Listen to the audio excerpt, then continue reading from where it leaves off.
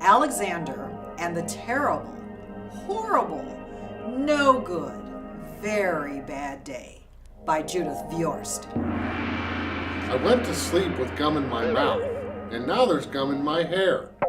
And when I got out of bed this morning, I tripped on the skateboard, and by mistake, I dropped my sweater in the sink while the water was running, and I could tell it was going to be a terrible, horrible, no good, very bad day.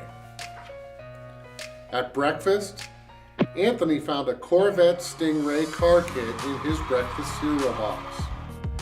And Nick found a Junior Undercover Agent code ring in his breakfast cereal box. But in my breakfast cereal box, all I found was breakfast cereal. I think I'll move to Australia. In the carpool, Mrs. Gibson let Becky have a seat by the window. Audrey and Elliot got seats by the window too. I said I was being scrunched. I said I was being smushed.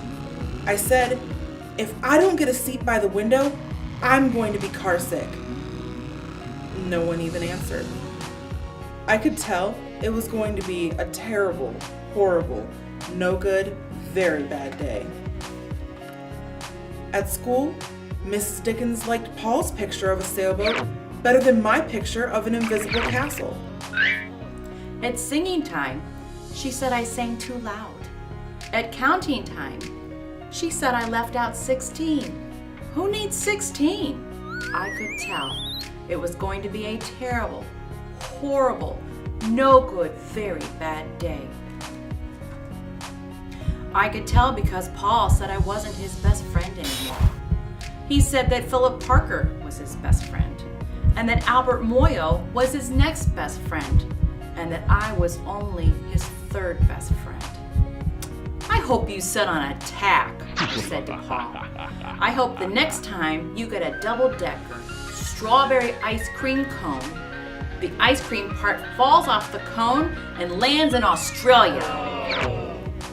There were 2 cupcakes in Philip Parker's lunch bag, and Albert got a Hershey bar with almonds, and Paul's mother gave him a piece of jelly roll that had little coconut sprinkles on the top. Guess whose mother forgot to put in dessert?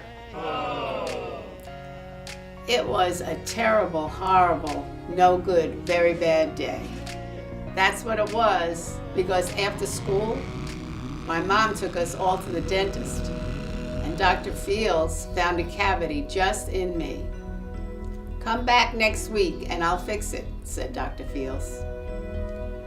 Next week, I said, I'm going to Australia. On the way downstairs, the elevator door closed on my foot while we were waiting for my mom to go get the car. Anthony made me fall where it was muddy, and then, when I started crying because of the mud, Nick said I was a crybaby, and while I was punching Nick for saying crybaby, my mom came back with the car and scolded me for being muddy and fighting. I'm having a terrible, horrible, no good, very bad day, I told everybody.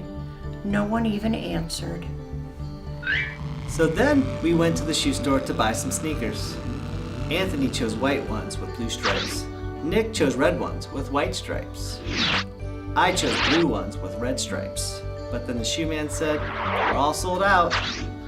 They made me buy plain old white ones. But they can't make me wear them. When we picked up my dad at his office, he said I couldn't play with the copying machine. But I forgot. He also said to watch out for the books on his desk. I was careful as I could be, except for my elbow. He also said don't fool around with his phone, but I think I called Australia. My dad said please don't pick him up anymore. It was a terrible, horrible, no good, very bad day. There were lima beans for dinner, and I hate limas. There was kissing on TV, and I hate kissing. My bath was too hot. I got soap in my eyes. My marble went down the drain, and I had to wear my railroad train pajamas. I hate my railroad train pajamas. When I went to bed, Nick took back the pillow he said I could keep.